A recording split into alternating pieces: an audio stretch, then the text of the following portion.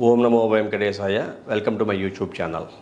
ఈ 2024 వైశాఖ మాసంలో అంటే మే 9వ తారీఖు నుంచి వైశాఖ మాసం ప్రారంభమవుతుంది. జూన్ 7వ తారీఖు వరకు ఉంటుంది.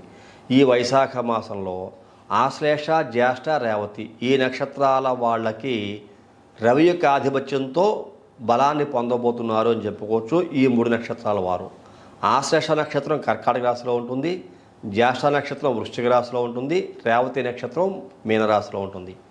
ఈ ఆశ్లేష, జ్యేష్ఠ, రేవతి నక్షత్ర జాతకులకి ఈ వైశాఖ మాసంలో రవి యొక్క ఆధిపత్యం వచ్చిన కారణం చేత మహా అద్భుతమైన ఫలితాలు పొందబోయే వ్యక్తుల్లో వీళ్ళు ముందు స్థానంలో ఉన్నారు అని చెప్పుకోవచ్చు.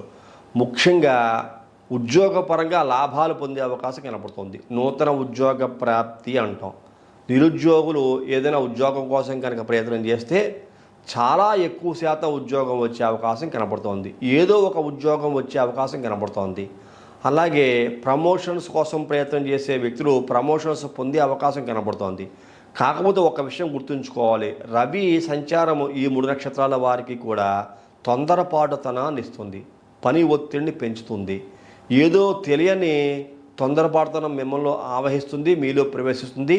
తొందరగా పనులు చేయాలి, స్పీడ్గా మనం పనిని కంప్లీట్ చేసుకోవాలి అనేటువంటి ఆతృత, పని ఒత్తిడి, అలాగే పని ఒత్తిడి వల్ల కొన్ని పనులు ఆలస్యం చేయవలసిన పరిస్థితులు కూడా ఈ 3 నక్షత్రాల వారికి రవి యొక్క బలం ఈ యొక్క మాసానికి వచ్చిన కారణం చేత ఈ 3 నక్షత్రాల వారికి కనపడుతోంది. తూర్పు దిశగా ప్రయాణం చేయాలనుకునే వ్యక్తులు సంతోషకరమైన, ఆనందకరమైనటువంటి ఫలితాలు చూసే అవకాశం కనపడుతోంది.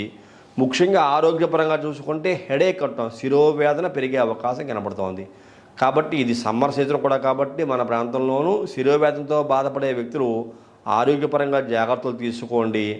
అలాగే హయ్యర్ అఫీషియల్స్ వల్ల ఏదైనా పనిష్మెంట్స్ వస్తాయేమో అని చెప్పేసి ఈ లోయర్ క్యాడర్లో ఉండేటువంటి ఎంప్లాయీస్, ఉద్యోగస్తులు ఎవరైతే ఉంటారో వాళ్ళు కొంచెం భీతి చెందుతూ ఉంటారు. అంటే మరి పౌరుషగ్రహము పవర్ఫుల్ ప్లానెట్ కదా రవి. ఈ రవికి ఆధిపత్యం వచ్చిన కారణం చేత ఈ ఆశ్లేష, జ్యేష్ఠ, రేవతి నక్షత్ర జాతకులకి రాజుల వలన అలాగే హయ్యర్ అఫీషియల్స్ వలన ఎంతో కొంత భయం ఉంటుంది. ఏదన్నా అంటారేమో, నేను ఎక్కడన్నా తెలియక పొరపాటు చేసానేమో, నేను చేసిన పనిని తప్పు పడతారేమో అనేటువంటి ఇన్సెక్యూరిటీ ఫీలింగ్ అనేటువంటిది ఉండే అవకాశం కనపడుతోంది.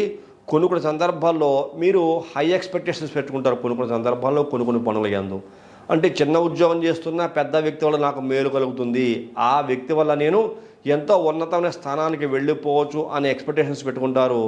కాకపోతే అవి కొంతమందికి నెరవేరుతాయి, కొంతమందికి నెరవేరవు. అలాంటి 2 రకాల ఫలితాలు కూడా గోచరిస్తున్న కారణం చేత నెరవేరే వ్యక్తులందరూ కూడా చాలా ఆనందంగా ఉంటారు. నెరవేరని వ్యక్తులు డిసప్పాయింట్ అయ్యే అవకాశం కూడా లేకపోలేదు. ఈ 2 రకాల ఫలితాలు కూడా ఎక్స్పెక్టేషన్స్ పెట్టుకున్న వాళ్ళ కనపడుతోంది.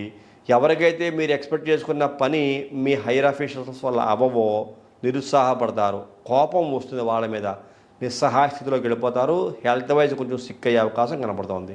కాబట్టి ఈ విషయం ముందుగానే తెలుసుకుని జాగ్రత్త పడాల్సిందిగా మీకు తెలియజేస్తున్నాను. కోపం తెచ్చుకోకండి. ప్రతినిత్యము సూర్య నమస్కారం చేసుకోవటము, శివాలయంలో శివుడికి అభిషేకం కానీ లేకపోతే శివదర్శనం చేసుకోవడం వల్ల కూడా ఈ సమస్య నుంచి బయటపడవచ్చు.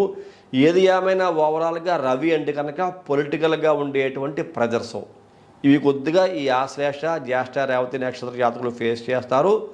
అలాగే ప్రభుత్వ ఉద్యోగులు, గవర్నమెంట్లో పనిచేసేటువంటి ప్రభుత్వ ఉద్యోగులు, ప్రైవేట్ రంగ ఉద్యోగస్తులు కొద్దిగా ఒత్తిడికి లోనే అవకాశం కనపడుతోంది. మీరు కోరుకున్న దానికన్నా కూడా ఫలితం కొంచెం తక్కువ వస్తుంది. ఎందువల్ల అంటే మీకు పరీక్షాకాలం అనుకోండి, కానీ కొంతమంది సక్సెస్ అవుతారు, గ్రాండ్ సక్సెస్ అవుతారు.